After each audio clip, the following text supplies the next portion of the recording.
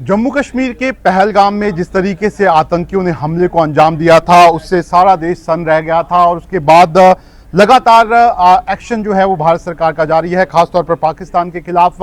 लेकिन आज जम्मू कश्मीर की असेंबली का स्पेशल सेशन जो है वो पहलगाम को लेकर बुलाया गया है और आज एक रेजोल्यूशन जो है वो सरकार भी लेकर आई है।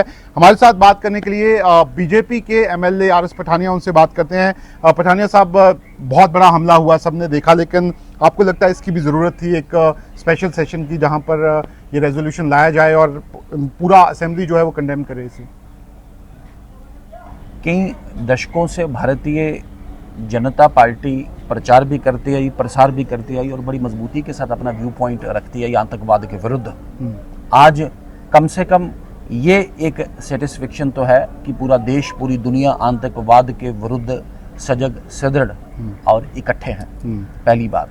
दूसरा, जहाँ तक आतंकवाद की बात है, मुझे लगता है ये एक रेलिंग पॉइंट है। नरेंद्र मोदी जी ने पहले बिहार और बिहार के बाद कल अपनी मन की बात में भी दोहराया है, पहलगाम के शहीदों को इंसाफ मिलेगा। इसी परवाह के साथ, इसी लबो-लुबाब के साथ, जनमानस के अपने एक मन के मूल के साथ हम बताना चाहेंगे कि यही एक मांग है। और मुझे लगता है अब जब पूरा देश और पूरी दुनिया इसके खिलाफ उठ खड़ा हुआ है, ये वक्त आ गया है आतंकवाद के विरुद्ध निर्णायक लड़ाई लड़ने का, और हम एक निर्णायक लड़ाई लड़ रहे हैं। और ये निर्णायक जो युद्ध है आतंकवाद के विरुद्ध, जो एक स्ट्रगल है, जो कोई पसोपेश है, ये एक निर्णायक मोड पे है। मुझे उम्मीद है सरकार की जीरो टॉलरेंस टेररिज्म के विरुद्ध सरकार का जो स्टेंस है, ये रिजल्ट देगा, आउटपुट देगा। जम्मू कश्मीर आतंकवाद रहित होगा और शांति का एक बहुत बड़ा एक प्लेटफॉर्म, एक मंच जम्मू कश्मीर में मिलेगा। हमने देखा कि भारत सरकार ने सीधे तौर पर पाकिस्तान के खिलाफ कई स्टेप्स उठाए, लेकिन आप ही के एमएलए हैं, उन्होंने कहा कि रेजोल्यूशन तो लेकर आए लेकिन पाकिस्तान का नाम तक नहीं लिया सरकार ने।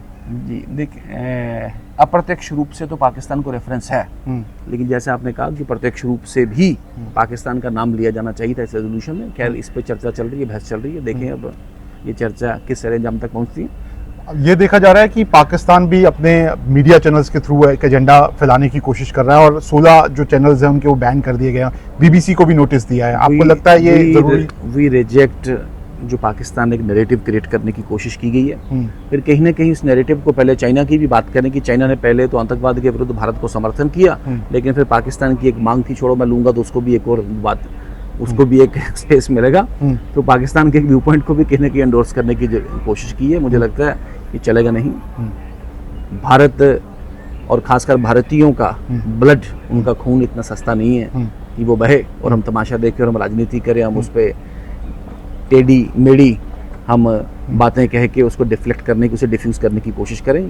कम से कम अब नहीं चलेगा। लेकिन आपको लगता है ये जो हमला हुआ सारा, जिस तरीके से पूरा कश्मीर खुल के बाहर आ गया, जो आदिल थे जिन्होंने अपनी जान दे दी, आपको लगता है कि इस बार पूरा कश्मीर साथ दिख रहा है? आपको भी लगता है कि सारे लोग एक साथ सामने आए हैं? ये परस्पर एक संघर्ष और एक परस्पर जो कोशिशें की गई पूरे भारत के राष्ट्रवादी समाज ने, विशेषकर भारतीय जनता पार्टी के कार्यकर्ताओं ने एक माहौल बनाने की कोशिश की और आज पूरे देश, पूरी दुनिया को समझ आया है कि आतंकवाद खत्म होना चाहिए।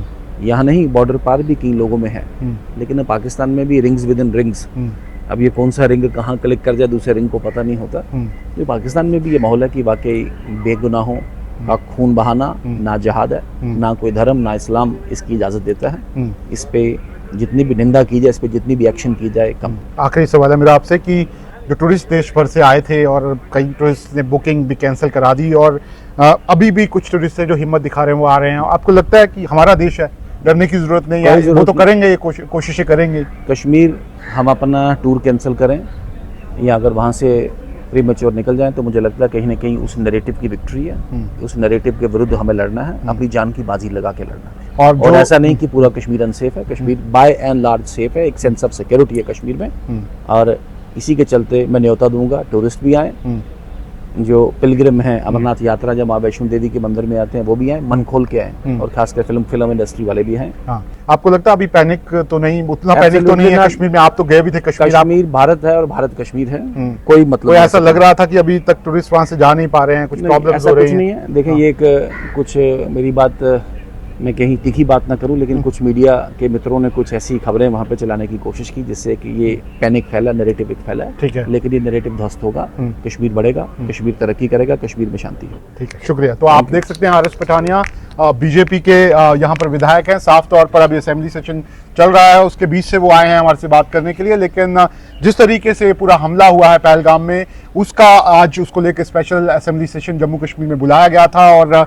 सरकार की तरफ से रेजोल्यूशन मूव भी किया गया है। और हर एक जो जितने भी यहाँ पर एमएलएज हैं उन्होंने कंडेम किया है इस पूरे ये जो हमला जो है वो पहलगाम में किया गया था।